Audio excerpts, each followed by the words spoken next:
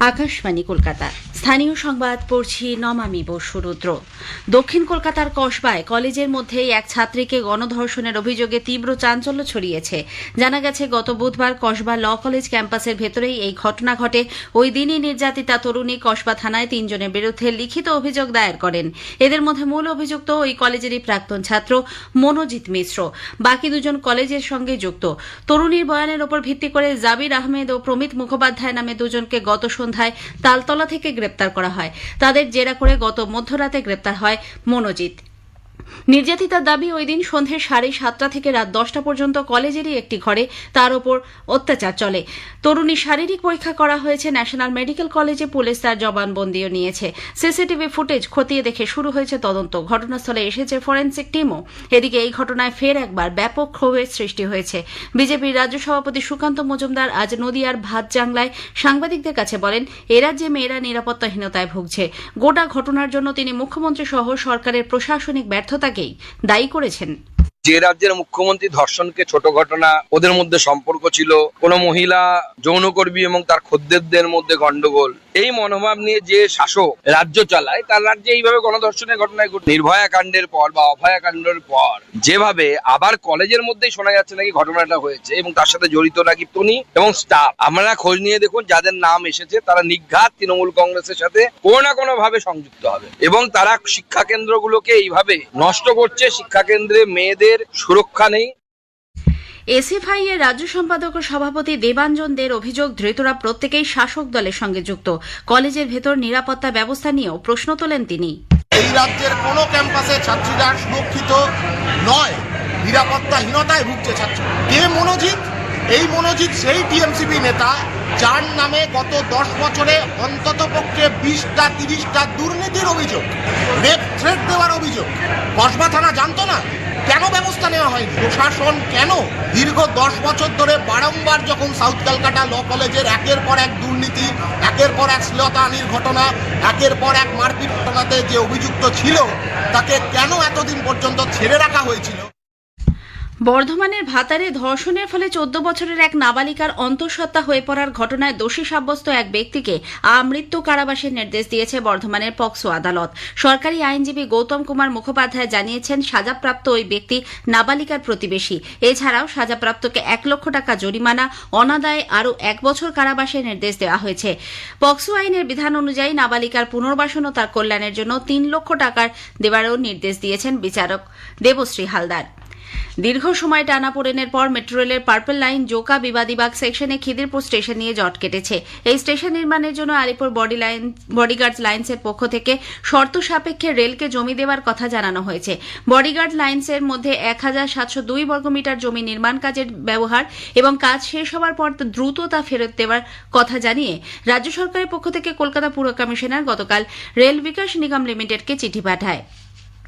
একই সঙ্গে জানানো হয়েছে, মেট্রো কাজের জন্য বডিগার্ড লাইন্সে 837 বর্গমিটার জমি স্থায়ীভাবে মেট্রোকে দেওয়া হবে, যদিও সেখানে কোনো স্থায়ী নির্মাণ করতে পারবে না মেট্রো। আজ রথযাত্রা। চিরাচরিত উৎসাহ উদ্দীপনায় দিনটি পালিত হচ্ছে। রাজ্য সরকারের মূল অনুষ্ঠানটি হচ্ছে দীঘায়। উপস্থিত রয়েছেন মুখ্যমন্ত্রী মমতা ব্যানার্জি। হুগলি জেলার শ্রীরামপুরের মাহেশের ঐতিহ্যবাহী রথযাত্রা এবার 629তম বর্ষে পদার্পণ করেছে। পুরীর পরেই দেশের দ্বিতীয় এবং রাজ্যের প্রথম রথযাত্রা উৎসবের সূচনা হয় মাহেশে।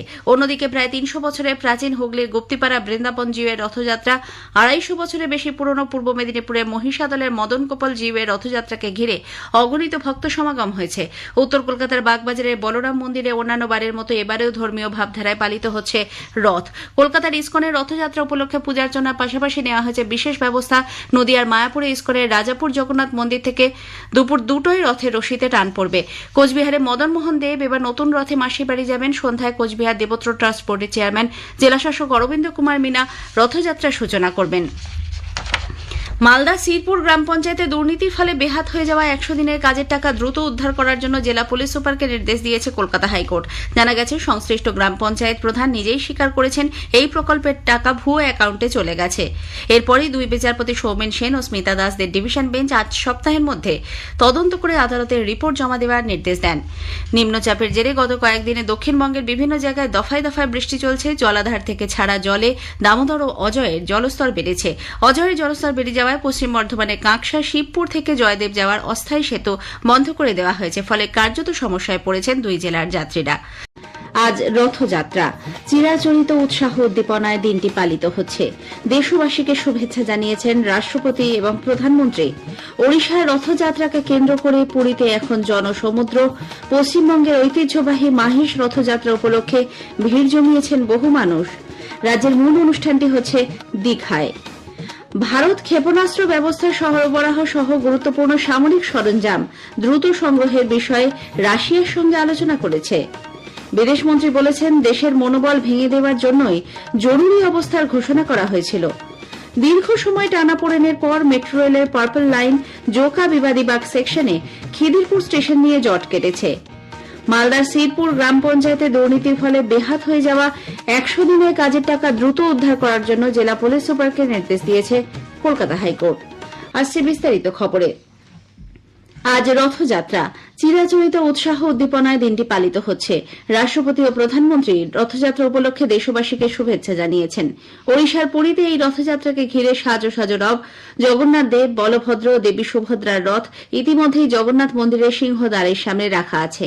জগন্নাথ মন্দির থেকে বিকেল 4টায় রথের রশি টানার অনুষ্ঠানের সূচনা হবে। প্রথমে থাকবে বলভদ্রের রথ তালোধ্বজ, তারপর দেবী সুভদ্রার দর্পদলন এবং সবার শেষে জগন্নাথ দেবের নান্দি ঘোষা। পুরীর গ্র্যান্ড ট্যাঙ্ক রোড ধরে এই যাত্রা এগোবে। 3 কিলোমিটার পথ অতিক্রম করে তা পৌঁছবে শ্রী গুন্ডিচা মন্দিরে। জগন্নাথ দেব, বলভদ্র, দেবী সুভদ্রার রথ 9 দিন থাকবে এই মাসির বাড়িতে। সেখান থেকে বহুদা যাত্রা বা উল্টো রথ হবে আগামী শনিবার 5ই জুলাই। এই যাত্রাকে ঘিরে পুরীতে মহা সমারোহ, জনসমুদ্র। এ রাজ্যেও বিভিন্ন জায়গায় এই উপলক্ষে প্রস্তুতি তুঙ্গে। রাজ্য সরকারের মূল অনুষ্ঠানটি হচ্ছে দীঘায়। উপস্থিত রয়েছেন মুখ্যমন্ত্রী মমতা ব্যানার্জি। হুগলি জেলার শ্রীরামপুরের মাহেশের ঐতিহ্যবাহী রথযাত্রার এবছর 629তম বর্ষে পদার্পণ করেছে। পুরীর পরেই দেশের দ্বিতীয় এবং রাজ্যের প্রথম রথযাত্রা উৎসবের সূচনা হয় মাহেশে। এবছরেই মন্দিরে পুরীর আদলে সিদ্ধ যোগে নীল চক্র স্থাপনা এবং ধ্বজা উত্তোলন করা হয়েছে। 1396 বঙ্গাব্দে শুরু হওয়া এই ঐতিহ্যবাহী উৎসব দেখে শ্রীচৈতন্য মহাপ্রভু একে নবনীলাচল নামে অভিহিত করেছিলেন। মাহেশ থেকে আমাদের প্রতিনিধির একটি প্রতিবেদন। হুগলি জেলার শ্রীরামপুরের মাহেশের ঐতিহ্যবাহী রথযাত্রা উৎসব ঘিরে গোটা শহর জুড়েই উন্মাদনা তুঙ্গে। সকাল থেকেই মন্দির চত্বর জুড়ে দর্শনার্থীদের ভিড়। কড়া নিরাপত্তায় মুড়ে ফেলা হয়েছে মন্দির এবং মন্দির সংলগ্ন এলাকা। সম্পূর্ণ প্রক্রিয়া সম্পর্কে বিশদে জানিয়েছেন মন্দিরের ট্রাস্টি বোর্ডের সম্পাদক পিয়াল অধিকারী। দুপুর 2টোর সময় আমাদের শুভ সূচনা হয়। প্রথমে উঠবে নারায়ণ শিলা, তারপরে উঠবে মা সুভদ্রা, তারপরে উঠবে বলভদ্র দেব এবং তারপরে উঠবে জগন্নাথ দেব। আমরা সেই চিরাচরিত পতরি স্বর্ণালঙ্কারে ভূষিত করি। তারপরে আরতি হয়, তারপরে রথের রশি টান শুরু হবে। রক্তিম ভট্টাচার্য, আকাশবাণী সংবাদ, কলকাতা। অন্যদিকে প্রায় 300 বছরের প্রাচীন হুগলির গুপ্তিপাড়ার বৃন্দাবন জিউয়ের রথযাত্রা, 250 বছরের বেশি পুরনো পূর্ব মেদিনীপুরের মহিষাদল মদন গোপাল জিউয়ের রথযাত্রাকে ঘিরে অগণিত ভক্ত সমাগম হয়েছে। উত্তর কলকাতার বাগবাজার বলরাম মন্দিরে অন্যান্য বারের মতো এবারও ধর্মীয় ভাবধারায় পালিত হচ্ছে রথযাত্রা উৎসব। ঠাকুর শ্রীরামকৃষ্ণদেব বলরাম মন্দিরে রথযাত্রায় গিয়েছিলেন। সেখানে একাধিকবার রথযাত্রায় ঠাকুর শ্রীরামকৃষ্ণদেব রথের রশিও টানেন। কলকাতার ইসকনের রথযাত্রা উপলক্ষে পূজার্চনার পাশাপাশি নেওয়া হয়েছে বিশেষ নিরাপত্তা ব্যবস্থা। আর কিছুক্ষণ বাদেই কলকাতার অ্যালবার্ট রোড ইসকন মন্দির থেকে রথযাত্রার সূচনা হতে চলেছে। নদিয়ার মায়াপুরে ইসকনের রাজাপুর জগন্নাথ মন্দির থেকে দুপুর 2টোয় রথের রশিতে টান পড়বে। রাজাপুর থেকে 3টি সুসজ্জিত রথ আন্তর্জাতিক কৃষ্ণ ভাবনামৃত সংঘের প্রধান কার্যালয় মায়াপুরে অস্থায়ী গুন্ডিচা মন্দিরের উদ্দেশ্যে যাত্রা করবে। কোচবিহারে মদনমোহন দেব এবার নতুন রথে মাসির বাড়ি যাবেন। সন্ধ্যায় কোচবিহার দেবোত্র ট্রাস্ট বোর্ডের চেয়ারম্যান জেলাশাসক অরবিন্দ কুমার মিনা রথযাত্রা সূচনা করতে চলেছেন। জলপাইগুড়ি গৌড়ীয় মঠের রথযাত্রাকে কেন্দ্র করে সকাল থেকেই চলছে জোর কদমে প্রস্তুতি। ভারত SU-30 MKI এর আধুনিকীকরণ, S-400 ক্ষেপণাস্ত্র সহ সরবরাহ গুরুত্বপূর্ণ সামরিক সরঞ্জাম দ্রুত সংগ্রহের বিষয়ে রাশিয়ার সঙ্গে আলোচনা করেছে। চীনের কিংডাওতে সাংহাই সহযোগিতা অর্গানাইজেশন এর প্রতিরক্ষা মন্ত্রীদের বৈঠকের ফাঁকে প্রতিরক্ষামন্ত্রী রাজনাথ সিং রাশিয়ার প্রতিরক্ষামন্ত্রী আন্দ্রে বেলোসোভের সঙ্গে এ নিয়ে দ্বিপাক্ষিক বৈঠক করেন। দুজনের মধ্যে ভূ রাজনৈতিক পরিস্থিতি, সীমান্ত পারে সন্ত্রাস, ভারত রাশিয়া প্রতিরক্ষা সহযোগিতা সহ একাধিক বিষয়ে বৈঠকে আলোচনা হয়। বৈঠকে ভারত রাশিয়া দীর্ঘ সম্পর্কের কথাও তুলে ধরেন রাশিয়ার প্রতিরক্ষামন্ত্রী। তিনি পেহেলগাঁও হামলার নিন্দাও করেছেন। প্রতিরক্ষামন্ত্রী রাজনাথ সিং আজ কিংডাওতে চীনের প্রতিরক্ষা মন্ত্রী অ্যাডমিরাল ডং জুনের সঙ্গে আলোচনায় বসেন। সামাজিক মাধ্যমে ডং সিং জানিয়েছেন যে দ্বিপাক্ষিক সম্পর্কের বিষয়ে তাদের মধ্যে গঠনমূলক ও দূরদর্শীপূর্ণ মতবিনিময় হয়েছে। প্রায় 6 বছর পর কৈলাস মানস সরোবর যাত্রা পুনরায় শুরু হওয়ায় প্রতিরক্ষা মন্ত্রী সন্তোষ ব্যক্ত করেছেন। বিদেশমন্ত্রী ড এস জয়শঙ্কর বলেছেন 1975 সালে জরুরি অবস্থা জারি করা হয়েছিল দেশ ও সমাজের মনোবল ভেঙে দেওয়ার উদ্দেশ্য নিয়ে। নতুন দিল্লিতে আজ এক অনুষ্ঠানে তিনি বলেন, যখন একটি পরিবার নিজেদের দেশের থেকে বড় ভাবা শুরু করেছিল তখনই জরুরি অবস্থা কার্যকর করা হয়। Emergency happened because interest of a family was put ahead of the interest of the nation. Today we are seeing interest of the nation put ahead. I have a great sense of pride.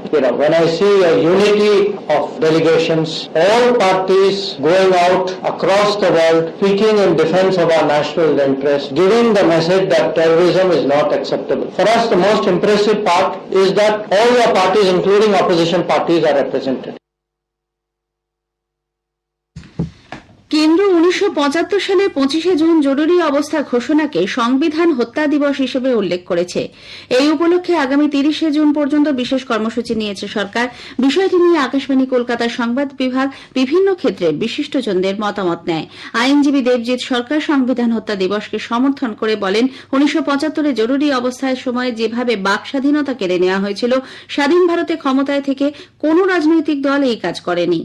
25শে June 1977 সাল অব্দি যে জরুরি অবস্থা তৎকালীন ভারত সরকার জারি করেন তা গণতান্ত্রিক পরিসরে একটি কোন রাজনৈতিক দল শুধু ক্ষমতাকে দখল করার জন্য মানুষের কণ্ঠস্বর, বিরোধী কণ্ঠ কিংবা গণতন্ত্রের যে চতুর্থ স্তম্ভ তাকে পুরোপুরি কুক্ষিগত করে নেওয়া হয়। এই 21 মাস ধরে মানুষের কাছে সারা ভারতবর্ষটি জেলে পরিণত হয়েছিল।